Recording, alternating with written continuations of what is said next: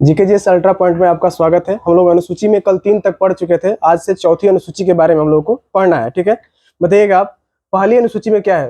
राज्यों का संघ। हाँ ठीक है, भारत क्या है? राज्यों का संघ है। पहले सूची में किसके किसके बारे में बताया गया है कि भारत में क्या होगा? 28 राज्य होंगे और 8 केंद्र शासित प्रदेश होंगे। किसमें है? अनुसूची 1 में। अनुसूची 2 में बताइए क्या है? में वेतन है। वेतन, ठीक है ना। जितने भी सदस्य हैं, संसद सदस्य या जितने भी लोग हैं, ठीक है ना, उनके वेतन के बारे में किसमें व्यवस्था की गई है? दूसरे में क्या किया गया? उनके वेतन के बारे में व्यवस्था किया गया है। ठीक है। तीसरी अनुसूची में किसका जिक्र है? किसका? शपथ के बारे में। ठीक है ना। जितना भी राष्ट्रपति का शपथ तीसरी अनुसूची में शामिल है कि नहीं है? नहीं। राज्यपाल का शपथ शामिल है, उपराष्ट्रपति का शपथ शामिल है। तो पूछता है कि निम्न में से तीसरी अनुसूची में किसके शपथ को शामिल नहीं किया गया है? राष्ट्रपति, उपराष्ट्रपति, राज्यपाल। ठीक है, राष्ट्रपति, उपराष्ट्रपति एवं राज्यपाल, इन तीनों के शपथ के बारे में कोई भी तीसरी अनुसूची में जिक्र नहीं किया गया। हालांकि जितने भी मंत्री हैं, संसद सदस्य हैं, विधानमंडल के सदस्य हैं, विधानसभा के अध्यक्ष हैं या कोई भी है, इनके सदस्य का जिक्र किसे मिलता है? तीसरी अनुसूची में। आगे हम लोग आज से पढ़ना है चौथी अनुसूची के बारे में।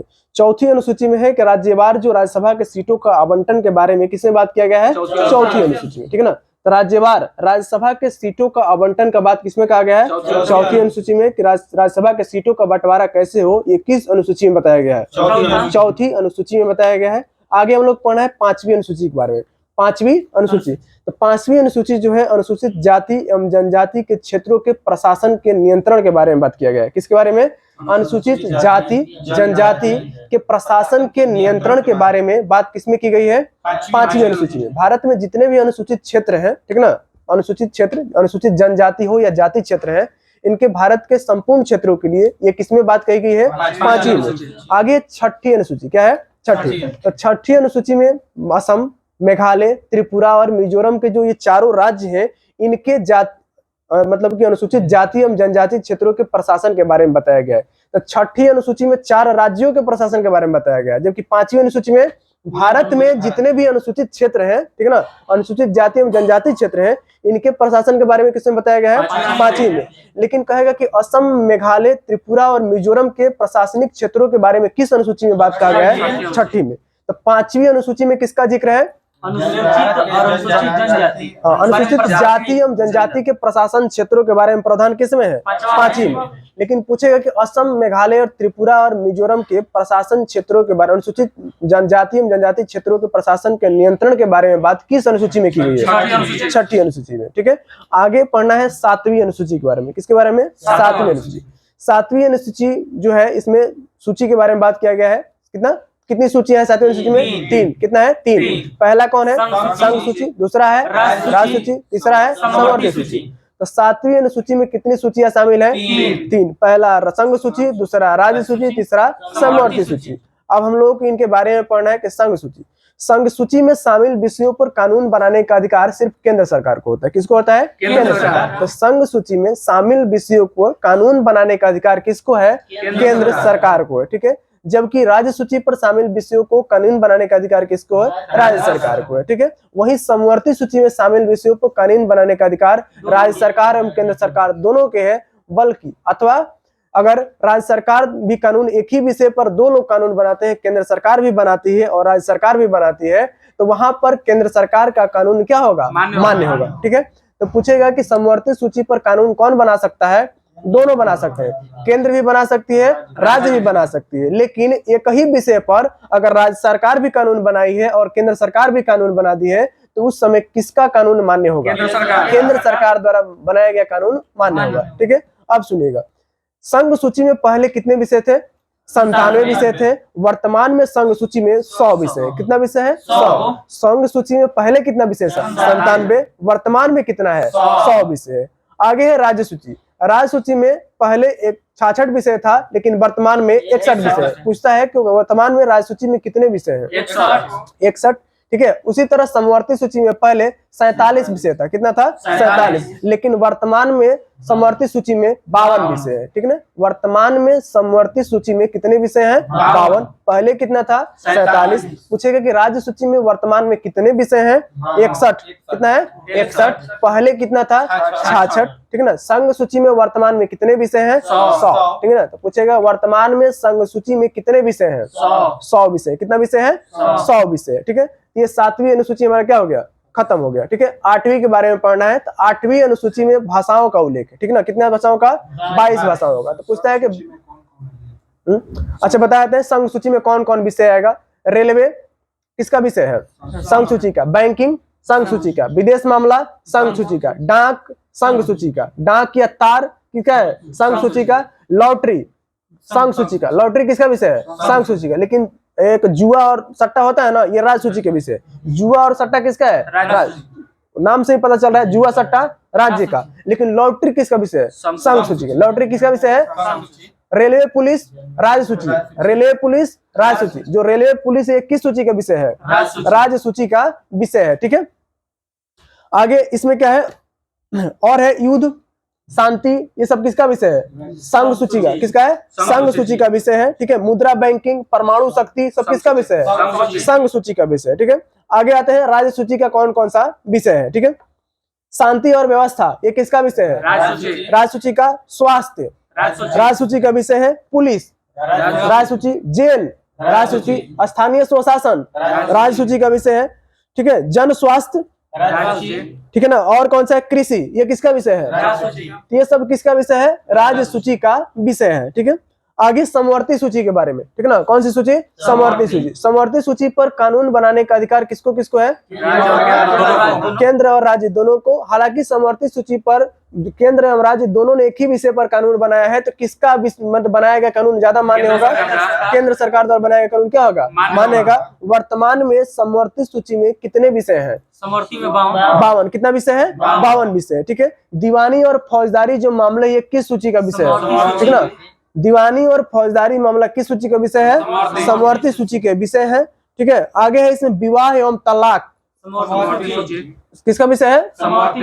तो विवाह और तलाक किस सूची का विषय है? समवर्ती सूची का विषय है। शिक्षा समवर्ती सूची। आर्थिक नियोजन समवर्ती सूची। परिवार नियोजन बजट ठीक है। श्रमिक संघ समवर्ती। वन बाट माप बाट एवं माप ठीक है ना, ये किसका विषय है? वन संपदा समवर्ती सूची। बाट माप शिक्षा परिवार नियोजन आर्थिक नियोजन बजट ये सब क्या है? समवर्ती सूची के विषय है। तो वर्तमान में हमारे समवर्ती सूची में कितने विषय शामिल है? 52। राज्य सूची में वर्तमान में कितना है? 61। संघ सूची में वर्तमान में कितना है? 100। पहले संघ सूची में कितना विषय? पहले राज्य सूची में कितना था? 66 था। ठीक है ना, कभी कभी पूछेगा कि मैंने पहले कितना था मूल में, तो कितना था? 66 था। वर्तमान में कितना है? 61 है। लेकिन वर्तमान वाला ज्यादा याद रखिएगा। संघ में कितने हैं? 100 है। राज्य में 61। समवर्ती में 52। इनका विषय भी हम लोग पढ़ ले, कौन कौन सा विषय किसमें शामिल होता है। ठीक है, पथ कर एक होता है, किसका विषय है? पथ कर ये टोल टैक्स कौन लेता है? राज्य सरकार लेती है ना। तो पथ कर। विद्युत पर कर। लेकिन बिजली किस सूची का विषय है? बिजली किसका है? संघ से। लेकिन बिजली पर कर कौन लगाता है? राज्य सरकार। कौन लगाती है? राज्य सरकार। विद्युत पर अगर कर जुड़ेगा तो राज्य सूची का, लेकिन बिजली किस सूची का विषय है? संघ सूची का विषय है। ठीक है, आगे इसमें है जुआ एवं लॉटरी संघ सूची का। लॉटरी किसका? संघ सूची का। जुआ किसका है? राज्य सूची का विषय। रेलवे पुलिस राज्य सूची का विषय। रेलवे पुलिस किसका है? राज्य सूची में। प्रति व्यक्ति कर राज्य सूची का। प्रति व्यक्ति कर जो कहेगा ना, तो ये हो जाएगा आपका राज्य सूची का। लेकिन आयकर कहेगा ना, केंद्र सरकार का। आयकर कहेगा तो संघ सूची का। लेकिन प्रति व्यक्ति कर किसका होगा? राज्य सूची का। प्रति व्यक्ति कर राज्य सूची। प्रति व्यक्ति कर किस चीज का? राज्य सूची का। शराब किस सूची में आता है? राज्य सूची में। शराब किस में आएगा? राज्य सूची में आएगा। ठीक है, मनोरंजन राज्य सूची का विषय है। ठीक है ना, प्रति व्यक्ति कर राज्य सूची का, लेकिन आयकर कहेगा तो केंद्र सूची का है। ठीक है, पशुपालन एवं सिंचाई किस सूची का विषय है? राज्य सूची का विषय है। गैस राज्य सूची का। गैस जो है ना वो किस सूची का विषय है? राज्य सूची का विषय है। बाजार एवं मेला राज्य सूची। ठीक है, स्थानीय स्वशासन राज्य सूची। भूमि ठीक है। कारागार वो जेल। ठीक है, बताइएगा सीमा शुल्क एवं निर्यात शुल्क संघ सूची। सीमा शुल्क ठीक ना किसका है? संघ सूची का विषय है। ठीक है, बीमा संघ सूची। बीमा LIC होता है ना, संघ सूची। बीमा किसका है? संघ सूची का। प्रत्यर्पण नहीं किसी देश से प्रत्यर्पण कराया जाता है किसी व्यक्ति का, प्रत्यर्पण संधि होता है ना, तो किसका है? संघ सूची का। अंतर्राष्ट्रीय संधि एवं करार, ठीक है। समुद्री एवं हवाई मार्ग, संघ सूची। जनगणना, डाकघर, स्टॉक एक्सचेंज, डाक एवं तार, ठीक है। युद्ध एवं शांति, ठीक है। बताइएगा आगे। लोक स्वास्थ्य, राज्य सरकार का, ठीक है। विद्युत किस सूची का विषय है? विद्युत सिर्फ समवर्ती सूची। विद्युत कहेगा तो समवर्ती, लेकिन विद्युत पर कर कहेगा तो राज्य सूची। विद्युत पर कर कहेगा तो राज्य सूची कहा जाएगा, ठीक है।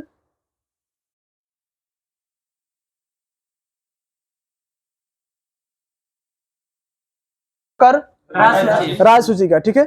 औद्योगिक विवाद, औद्योगिक विवाद समवर्ती सूची में। औद्योगिक विवाद किसमें आता है? समवर्ती सूची में आएगा। उत्तराधिकार, समवर्ती सूची। उत्तराधिकार किस सूची का विषय है? समवर्ती सूची का है। जन्म मरण का पंजीकरण जो होता है वो किस सूची का विषय है? समवर्ती। जन्म मरण का जो पंजीकरण होता है ये किस सूची का विषय है? समवर्ती सूची का विषय है। कीमत नियंत्रण, समवर्ती सूची। कीमत नियंत्रण समवर्ती। जन्म मरण कहेगा समवर्ती सूची का है। बाट एवं माप, समवर्ती सूची। बाट माप समवर्ती, ठीक है। न्याय और प्रशासन, समवर्ती। न्याय और प्रशासन समवर्ती सूची, ठीक है। आगे विवाह एवं विवाह विच्छेद, समवर्ती। समवर्ती सूची। विवाह विच्छेद या फौजदारी एवं दीवानी मामले किसका है? समवर्ती सूची का है, ठीक है। वन शिक्षा, समवर्ती सूची। आर्थिक एवं सामाजिक योजनाएं, परिवार नियोजन, बजट, समाचार पत्र, पुस्तक, पुस्तकालय, बोल रहे हैं ना कभी हम लोग समझे। समाचार पत्र हो या पुस्तक हो गया या मुद्रणालय, किसके समर्थन आता है? समवर्ती सूची। स्वच्छता एवं औषधालय, स्वच्छता किसका विषय है? समवर्ती सूची में आ जाएगा। किसमें? समवर्ती सूची। विधिकृत चिकित्सा वृत्तियां, समवर्ती सूची में आती है। कीमत नियंत्रण, दो तीन को सिर्फ। दंड विधि प्रक्रिया, मतलब वही दीवानी मामला, फौजदारी मामला, उसी को क्या बोला है? दंड विधि एवं प्रक्रिया विधि किस सूची का विषय है? समवर्ती सूची का। विवाह एवं विवाह विच्छेद, शिक्षा एवं वन, आर्थिक नियोजन, परिवार नियोजन, सामाजिक नियोजन, समवर्ती सूची, ठीक है। विद्युत, विद्युत पर कर राज्य। उत्तराधिकार समवर्ती सूची। औद्योगिक विवाद समवर्ती सूची, ठीक है। तो हम लोग क्या सूची समाप्त हो गया 7वीं और 8वीं अनुसूची के बारे में अब पढ़ना है। तो 8वीं अनुसूची में हमारा 22 भाषाओं का उल्लेख है। तो पूछता है कि हमारी 22 भाषाओं का उल्लेख किस अनुसूची में मिलता है? 8वीं। जब हमारी संविधान सभा में जब संविधान बना था तो उस समय कितनी अनुसूचियां थी? मूल संविधान में 8। मूल संविधान में कितना अनुसूची? 8 अनुसूची। मूल संविधान में कितना था? 8। इस मूल संविधान में जब 8वीं अनुसूची था, कितना? 8वीं। और 8वीं अनुसूची में मूल संविधान में कितनी भाषाएं थी? 14। 8वीं अनुसूची में मूल संविधान में कितनी भाषाएं थी? 14 भाषाएं थी। 15वीं भाषा कौन सी जोड़ी गई थी? सिंधी। कब? 21वां संविधान संशोधन 1967 के द्वारा कौन सी भाषा जोड़ी गई थी? सिंधी। कौनवें भाषा के रूप में जोड़ी गई थी? 15वें भाषा के रूप में जोड़ी गई थी। एक हुआ था 71वां संविधान संशोधन 1992। इसके तहत कौन सी भाषा जोड़ी गई? मणिपुरी, कोंकणी और नेपाली। 71वें संविधान संशोधन 1992 के तहत मणिपुरी, कोंकणी और नेपाली भाषा को किसमें शामिल किया गया? 8वीं अनुसूची में। जबकि 92वें संविधान संशोधन 2003 के तहत किस भाषा को 8वीं अनुसूची में जोड़ा गया?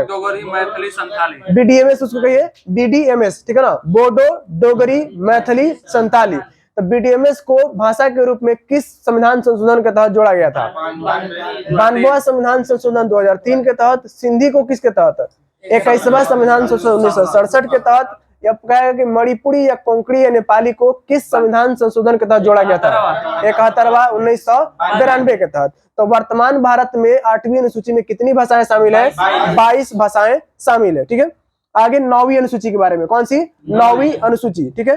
तो 9वीं अनुसूची प्रथम बार जब भारत का प्रथम संविधान संशोधन किया गया था तो पहली बार 9वीं अनुसूची को जोड़ा गया था। पूछेगा कि किस संविधान संशोधन के द्वारा हमारे संविधान में 9वीं अनुसूची जोड़ी गई थी? पहला संविधान संशोधन कब हुआ था? 1951 में। और प्रथम संविधान संशोधन 1951 के तहत संविधान में 9वीं अनुसूची जोड़ी गई। और 9वीं अनुसूची में इसमें कहा गया कि इसके अंतर्गत राज्य संपत्ति अधिग्रहण की विधियों का उल्लेख दिया गया, ठीक है ना। तो पूछेगा कि राज्य के संपत्ति अधिग्रहण विधियों का उल्लेख किस अनुसूची में मिलता है? 9वीं। राज्य के संपत्ति अधिग्रहण विधियों का उल्लेख किस अनुसूची में मिलता है? 9वीं अनुसूची में मिलता है, ठीक है। 9वीं अनुसूची में शामिल किसी भी विषय को न्यायालय में चुनौती नहीं दी जा सकती। अगर कोई विषय 9वीं अनुसूची में शामिल किया गया है तो उसको हम न्यायालय में चुनौती नहीं दे सकते हैं। ठीक है, किस विषय में? तो पूछता है कि किस विषय में शामिल किस अनुसूची में शामिल विषयों को न्यायालय में चुनौती नहीं दिया जा सकता है?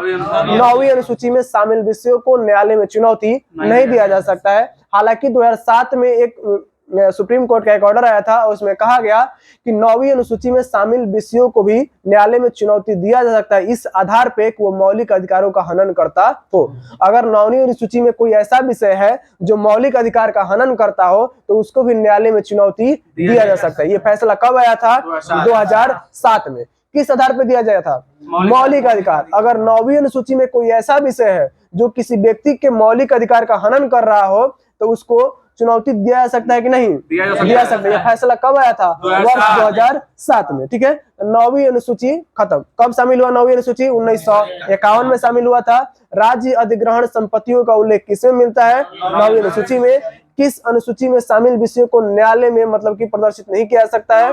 9वीं अनुसूची में। आगे है 10वीं अनुसूची, जिसको दल बदल अधिनियम कहते हैं। ठीक ना, तो पूछेगा कि 10वीं अनुसूची, ठीक है ना, ये कब जोड़ा गया? 1985 में। 52वां संविधान संशोधन 1985 के तहत 10वीं अनुसूची में दल बदल जोड़ा गया। क्या जोड़ा गया? दल बदल। ठीक है ना, तो पूछेगा कि 10वीं अनुसूची को कब जोड़ा गया था? 1985। ठीक है ना, तो 52वें संविधान संशोधन 1985 के तहत संविधान में 10वीं अनुसूची को जोड़ा गया था। कौन सी? 10वीं। इसके तहत किसका जिक्र है? तो दल बदल का जिक्र है। किसका है? दल बदल। अगर किसी पार्टी का कोई सदस्य अपने दल को छोड़कर किसी दूसरे दल में शामिल होता है तो उस व्यक्ति पर दल बदल लगता है। क्या लगता है? दल बदल। हालांकि उस पार्टी से, जिस पार्टी के लोग 1/3 सदस्य अगर उस पार्टी से चले जाते हैं तो उन पर दल बदल नहीं लगता है। ठीक ना, कितने सदस्य जाएंगे तो नहीं लगेगा?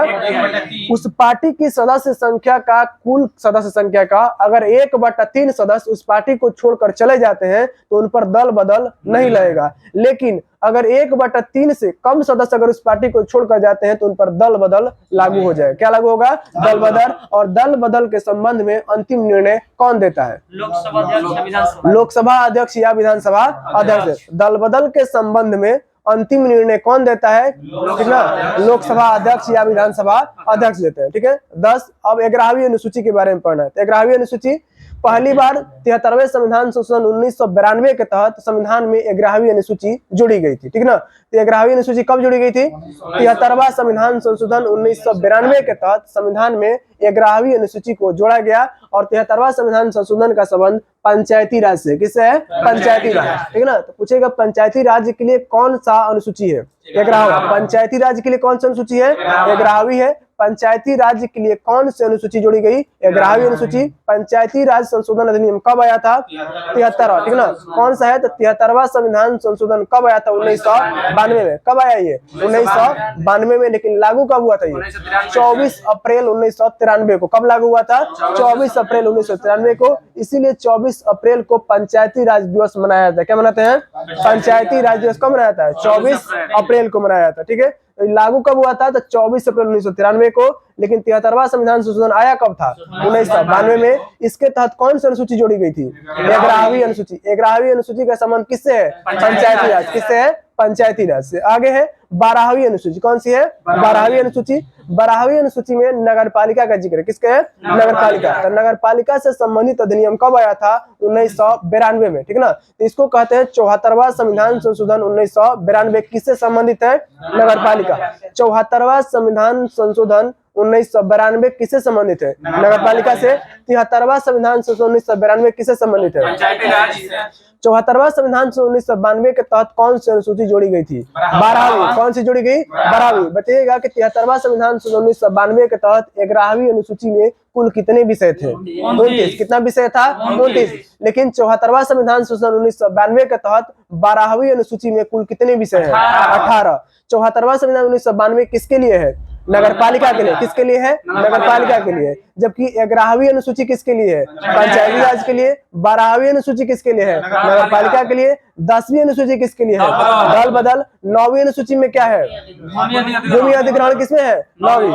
पूछता है कि किस सूची में शामिल विषयों को न्यायालय में चुनौती नहीं दी जा सकती है? 9वीं। 8वीं अनुसूची में किसका जिक्र है? भाषा। 7वीं अनुसूची में क्या है? सूची। तीनों सूची के बारे में जिक्र किसमें मिलता है? 7वीं अनुसूची में। 6ठी अनुसूची में किसका जिक्र है? असम, मेघालय, त्रिपुरा, मिजोरम। असम, मेघालय, त्रिपुरा, मिजोरम के अनुसूचित जाति एवं जनजाति के प्रशासन क्षेत्रों का जिक्र किसमें किया गया है? 6ठी अनुसूची में। पूछेगा कि अनुसूचित जाति एवं जनजाति के प्रशासन के क्षेत्रों का जिक्र किस अनुसूची में दिया गया है? 5वीं। लेकिन इस क्षेत्र को इंगित करके कहेगा तो 6ठी। स्पेशल इस राज्य का नाम पकड़ के अगर डाले तो किसमें? 6ठी में। लेकिन भारत के सभी जितने भी अनुसूचित क्षेत्र हैं, अनुसूचित जाति एवं जनजाति क्षेत्र के प्रशासन के बारे में किसमें बताया गया है? 5वीं में बताया गया है। चौथी में किसका जिक्र है?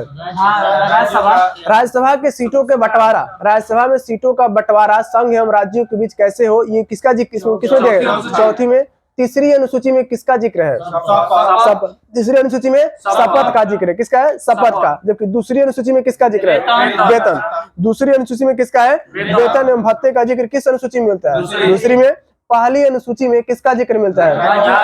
राज्यों के बारे में। भारत में कितने राज्य? 28 राज्य और 8 केंद्र शासित प्रदेश हैं। ये किस सूची में कहा गया है? पहली अनुसूची का ये विषय है। ठीक है।